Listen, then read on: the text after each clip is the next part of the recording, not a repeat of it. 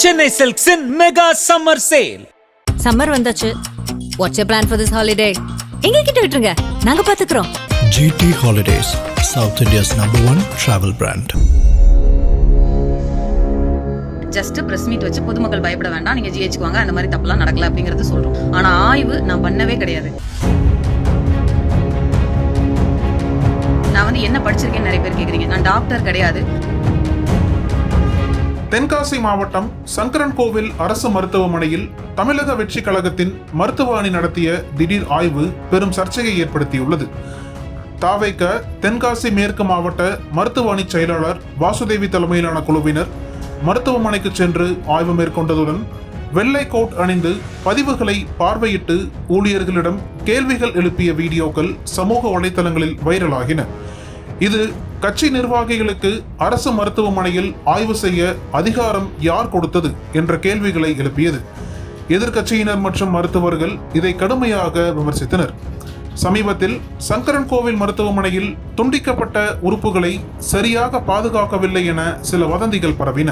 இதை மறுப்பதற்காகவே தாவேக மருத்துவ அணி ஆய்வு மேற்கொண்டதாக கூறப்படுகிறது. ஆனால் கட்சி நிர்வாகி ஒருவர் வெள்ளை கோட் அணிந்து அதிகார அமைப்பு போல் நடந்து கொண்டதாக விமர்சனங்கள் எழுந்தன.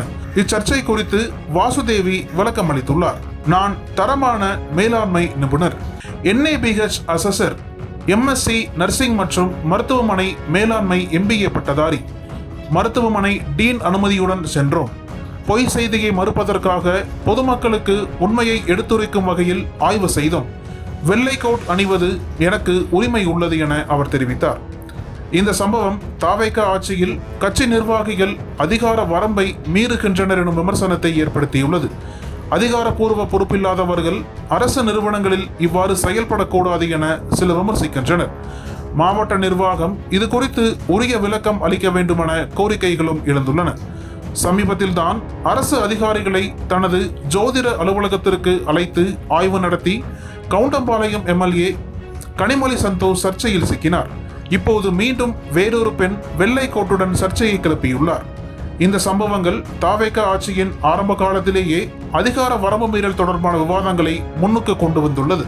யார் இந்த பொண்ணு? இவங்க டாக்டரே கிடையாது, மருத்துவ அணி அப்படிங்கறதுனால அரசு நிர்வாகத்துல இவங்க தலையிடலாமா? இவங்களுக்கு யார் இந்த ரைட்ஸ் கொடுத்தது? இவங்க என்ன டாக்டரா? இவங்க எதுக்கு ஒயிட் கோட் போட்டிருக்காங்க? இவங்க எப்படி ஆய்வு செய்யலாம்? இந்த மாதிரி நிறைய கொஸ்டின்ஸ் சமூக ஊடகங்கள்ல நான் பாக்குறேன். திமுக பிரிவினர்ல இருந்தும் கேள்வி கேட்கறாங்க, மருத்துவத்துறையினர்ல இருந்தும் கேள்வி கேட்கறாங்க. எஸ்பெஷலி சேனல்ல இருந்து எனக்கு இப்போ கால் பண்ணி பேசினாங்க. அதாவது அவங்க பாயிண்ட்டுக்கே நம்மளை கொண்டு வரதுக்கு நியூஸ் இருந்து ட்ரை பண்றாங்க. இருந்து கொடுக்கப்பட்ட ஒரு நியூஸ் பாத்தீங்கன்னா, சங்கரன்கோவில் GHல இருந்து வெட்டுப்பட்ட பாகம் ஐஸ்ல பதப்படுத்தாம கொண்டு போனதுனால அழுகி போச்சு, அந்த பாடி பார்ட்ஸை ஃபிக்ஸ் பண்ண முடியல அப்படிங்கிற மாதிரி ஒரு நியூஸ் வருது.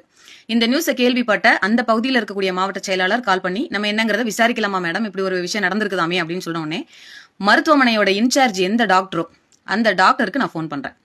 ஃபோன் பண்ணி, சார் இந்த மாதிரி ஒரு நியூஸ் வருது, இது உண்மையா அப்படின்னு கேட்கறப்போ, இல்லைங்க மேடம், அது ஆம் லெவல்ல இருந்து கட் ஆயிருக்கு, பெரிய பார்ட்ஸ் அப்படிங்கிறதுனால நார்மல் சலைன் பண்ணதுக்கு அப்புறம், அதாவது கிரஷ் இன்ஜுரி, அதுல சிமெண்ட் இதுல அப்படியே கிரஷ் ஆயிருக்கு, அதனால எவ்வளவுதான் நம்ம வாஷ் பண்ணாலும் சின்ன சின்ன துகள்கள் இருந்தது, டைம் வேஸ்ட் பண்ணாம அனுப்பினாதான் பிளான்டேஷன் பண்ண முடியுங்கிறதுனால நாங்க சீக்கிரமா அனுப்பிட்டோம். ஐஸ் போட்டு தான் அனுப்பியிருக்கோம். அவ்வளவு பெரிய பாக்ஸ் இல்ல, பட் கேரி பேக்ல போட்டதுக்கு அப்புறமா ஐஸ் பதப்படுத்தி தான் நாங்க அனுப்பியிருக்கோன்றத ஹாஸ்பிட்டல்ல இருந்து சொல்றாங்க.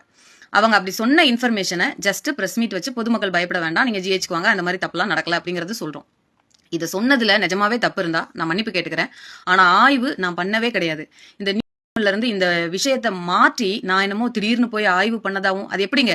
ஒரு பேசிக் நர்சிங் பை ப்ரொஃபஷன். நான் என்ன படிச்சிருக்கேன்னு நிறைய பேர் கேக்குறீங்க. நான் டாக்டர் கிடையாது, but 15 years of clinical experience இருக்கு. MSc nursing, MBA hospital management, certified professional in health care quality, CPHQ அப்படின்னு சொல்லுவாங்க, பிளஸ் NABH அசஸர், ஹாஸ்பிட்டலோட ஸ்டாண்டர்ட்ஸ் எப்படி இருக்கணுங்கிறத அசஸ் பண்ணி ரேங்க் பண்ணக்கூடிய ஒரு அசஸர். இவ்வளவும் நான் படிச்சிருக்கேன். பேசிக்கா ஓரளவு மெடிக்கல் நாலேஜும் ஒரு ஹாஸ்பிட்டலோட ஸ்டாண்டர்ட்ஸ் எப்படி இருக்கும் அப்படிங்கிறதும் எனக்கு நல்லாவே தெரியும். மருத்துவ அணி அமைப்பாளர்ன்ற முறையில ஏதாவது ஹெல்ப் பண்ணணுமா, என்ன பிரச்சனை நடந்திருக்குங்கிறத பேசிட்டு நம்ம இதை ஹெல்த் மினிஸ்டருக்கு கொண்டு போகலான்ற ஒரு நல்ல எண்ணத்துல மட்டுமே ஜஸ்ட் ஒரு டிஸ்கஷன் தான் பண்ணோம். அது ஆய்வு இல்லை அப்படிங்கறத இந்த இடத்துல தெளிவா பதிவு பண்றேன்.